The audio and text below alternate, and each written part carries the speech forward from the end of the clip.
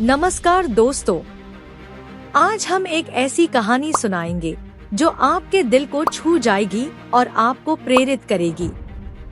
यह कहानी है रतन टाटा की, एक ऐसे दिग्गज की जिनकी यात्रा में संघर्ष, सपने और मानवता की सेवा की अद्भुत मिसालें हैं। 10 अक्टूबर 2024 को हमने इस महान व्यक्ति को खो दिया, लेकिन उनके कार्य और विचार हमेशा हमारे साथ रहेंगे। कहानी की शुरुआत होती है 28 दिसंबर 1937 को, जब एक छोटे से बच्चे का जन्म हुआ।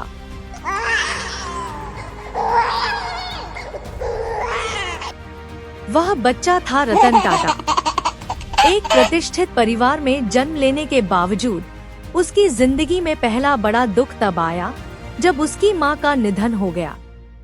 उस छोटे बच्चे ने उस दुख को अपने भीतर समेट लिया, लेकिन उसे यह तय करना था कि उसे अपनी मां की याद में क्या बनना है।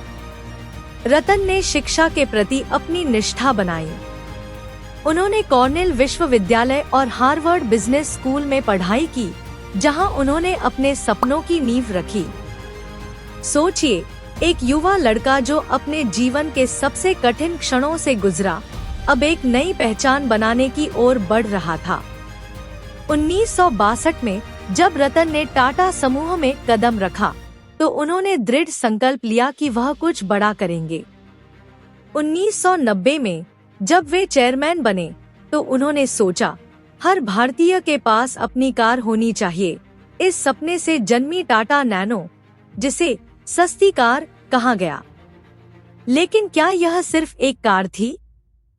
नहीं, यह रतन के सपनों का प्रतीक था, जो उन्होंने अपने देशवासियों के लिए देखा था। फिर आया वह पल जब उन्होंने जगुआर लैंड रोवर का अधिग्रहण किया। यह कदम सिर्फ एक व्यावसायिक निर्णय नहीं था, यह था उनके वैश्विक दृष्टिकोण का एक बड़ा उदाहरण। लेकिन इस सफर में केवल सफलताएं ही नहीं थी, रतन ने कई बार असफलताओं का भी सामना किया। फिर भी हर बार उन्होंने खुद को संभाला और आगे बढ़े। रतन टाटा केवल एक व्यवसायी नहीं थे, वे एक दयालु इंसान भी थे। उन्होंने करीब 70,000 करोड़ रुपए का दान किया, जिससे शिक्षा, स्वास्थ्य और ग्रामीण विकास में लाखों लोगों की जिंदगी में बदलाव आया।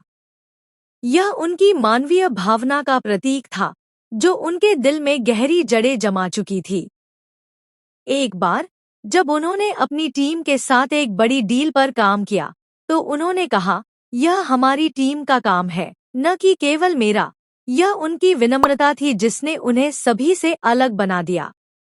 2000 में जब रतन ने टाटा स्टील के लिए कोरस का अधिग्रहण किया, तो यह भारतीय उद्योग का एक ऐतिहासिक पल था। इससे टाटा समूह को वैश्विक स्तर पर पहचान मिली। रतन टाटा की कहानी केवल व्यापार की नहीं, बल्कि जीवन की है।